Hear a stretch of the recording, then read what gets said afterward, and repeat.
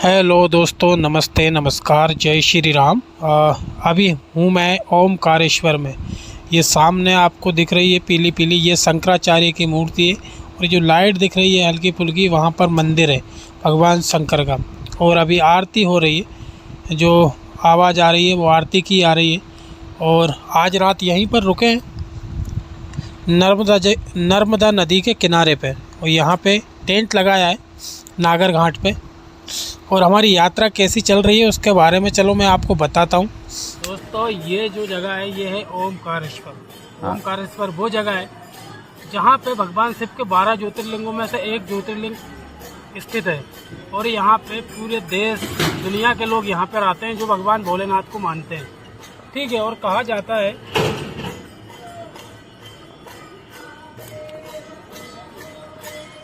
बोल लो रुक जाए अभी। और कहा जाता है कि भगवान के जो 12 ज्योतिर्लिंग है उसमें भगवान भोलेनाथ ज्योति के रूप में समाहित है हर एक शिवलिंग पे, 12 ज्योतिर्लिंगों में से। तो यहाँ पर भी इस शिवलिंग की भी बहुत सारी मान्यता है। और ये है जो ओमकारेश्वर है, ये मध्य प्रदेश में राजधानी भोपाल से लगभग 300 किलोमीटर दूर है। आप भोपाल से आओ या इंदौर से आओ या खंडवा से आओ या महाराष्ट्र से आओ, कहीं से भी आओ, आपको बस सुविधा उपलब्ध है। यहाँ पे बस चलती है, ट्रेन चलती है। ट्रेन यहाँ तक नहीं आती, ट्रेन खंडवा इंदौर तक आती है। और टैक्सी से आ सकते हो आप, ऑटो से आ सकते हो, जैसे भी चाहो आ सकते हो, क्योंकि यहाँ पे कोई दिक्कत नहीं है। और अगर आप यहाँ पे आ जाते हो और रहने की टेंशन है तो वो टेंशन भी बिल्कुल मत करिए।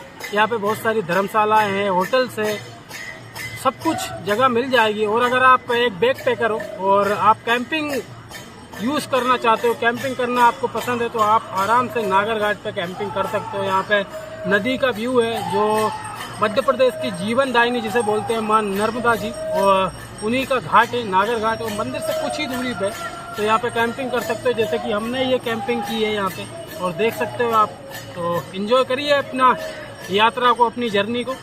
अच्छा जसपाल, ये जो हम लोगों ने खाना खाया है उसके बारे में भी कुछ बताओ यार। खाने का ऐसा है कि देखिए, हम कर रहे हैं जीरो बजट में ट्रैवलर।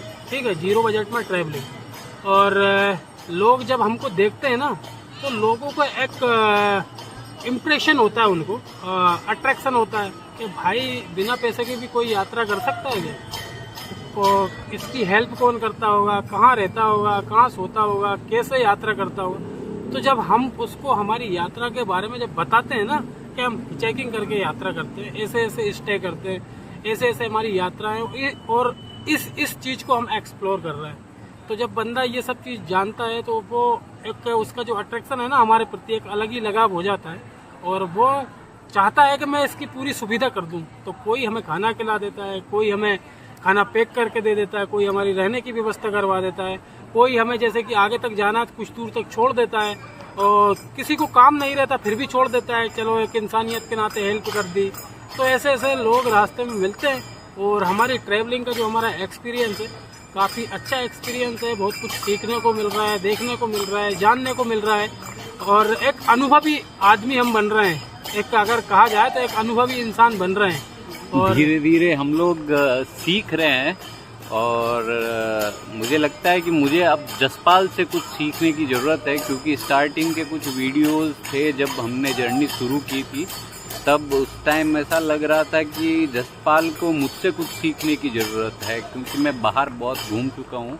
और मेरे फादर साहब भी इसी लाइन फील्ड में थे, उनका भी काम घूमने का था, लेकिन वो गाड़ी में घूमते थे और हम लोग पैदल घूम रहे हैं। लेकिन अब जैसे जैसे जसपाल, मैंने बीच में ब्रेक ले लिया था, जसपाल ने कंटिन्यू किया था, तो अब मुझे लगता है कि मुझे जसपाल से बहुत कुछ सीखना बाकी है, बहुत कुछ करना बाकी है। तो इसके बारे में क्या कहोगे जसपाल? देखिए, इसके बारे में मैं यही कहना चाहता हूँ कि बचपन से माँ के पेट से कोई सीख के नहीं आता है, हम एक दूसरे से ही सीखते हैं। मैंने इनको देखा, इनसे मैंने कुछ ले लिया, इन्होंने मुझे देखा, मुझसे कुछ इन्होंने ले लिया, तो हम एक दूसरे को देखकर ही सीखते हैं। और मैं यही चाह रहा हूँ कि जो भी आपको सीखने को मिलेगा ना, तो आपको ट्रैवलिंग से अच्छा कोई सी चीज़ नहीं सिखा सकती। आपको किताबें नहीं सिखा सकती, आपको टीवी सीरियल नहीं सिखा सकते, आपको मूवी नहीं सिखा सकती। अगर आप कुछ सीखना है और पर्सनली उसको प्रैक्टिकल एक्सपीरियंस लेना है, तो आपका घूमना बहुत ज़रूरी है। और अगर आप एक पारिवारिक जीवन जी रहे हो, आप घर परिवार में उलझे हो, काम कर रहे हो, तो मेरा मानना तो यही है कि आपको साल में 1 या 2 बार समय निकाल के घूमना चाहिए। बहुत ज़रूरी है घूमना। आप मेंटली बहुत स्ट्रॉन्ग बनते हो, आपका मानसिक रूप से आप मजबूत होते हो, आपको हर चीज़ का नॉलेज हो जाता है, कहाँ पे कौन सी जगह है, क्या है। और इसका एक बेनिफिट भी मैं बताता हूँ आपको। इसका एक फ़ायदा ये है, बेनिफिट ये है कि अगर आप घूमोगे ना, तो आपके पास इतना सारा ज्ञान, नॉलेज इतना सारा इकट्ठा हो जाएगा कि आप अपने ऊपर, अपने देश के ऊपर एक अच्छी खासी किताब लिख सकते हो, स्टोरी लिख सकते हो। और अपने जीवन में जो आपने एक्सपीरियंस लिया है, जो अनुभव लिया है, वो आप अपने जीवन में भी उतार सकते हो और दूसरों के साथ शेयर भी कर सकते हो, किताब के माध्यम से, वीडियो के माध्यम से। तो यही कहना चाहूँगा कि आपको घूमना चाहिए, ज़रूर घूमना चाहिए।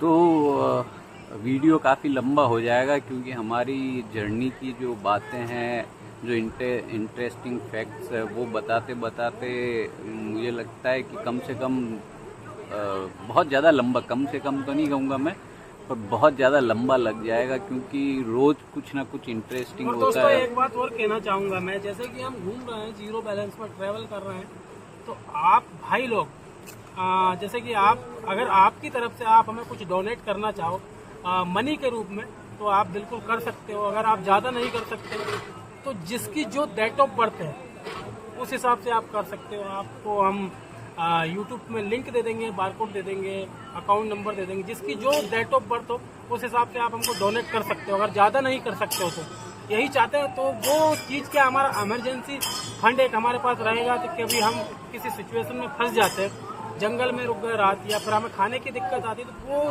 फंड को हम वहाँ यूज़ कर सकते हैं। और कोशिश करेंगे उस फंड के, जैसे कि हम यूज़ करेंगे, कहीं फंस जाते हैं तो वो यूज़ कर सकते हैं। और हमारी कोशिश रहती है कि आपको अच्छी से अच्छी जगह जो दिखाएं, जो फेमस नहीं है वो जगह भी एक्सप्लोर करें आपको, और वो जगह भी आपको देखने को मिले हमारी वीडियो के माध्यम से। तो गाइस यही अनुरोध है आपसे, ये रिक्वेस्ट है कि अगर आप ज़्यादा डोनेशन नहीं दे सकते हो, तो आप जो आपकी डेट ऑफ बर्थ हो, जो आपकी डेट ऑफ बर्थ का ईयर हो, उस हिसाब से आप दे सकते हो हमें, जो भी डोनेशन कर सकते हो आपकी इच्छा अनुसार। आप अपनी डेट ऑफ बर्थ के जो डीडी हैं या एमएम हैं, और सबसे बेटर है ईयर, अगर कर सकते हो तो ईयर में डोनेट करिए, वरना डेट ऑफ बर्थ के जो डेट और मंथ है उसके हिसाब से भी आप कर सकते हो। Thank you so much. तो आज की यात्रा हमारी यहीं ख़त्म होती है और कल हम फिर मिलेंगे। धन्यवाद।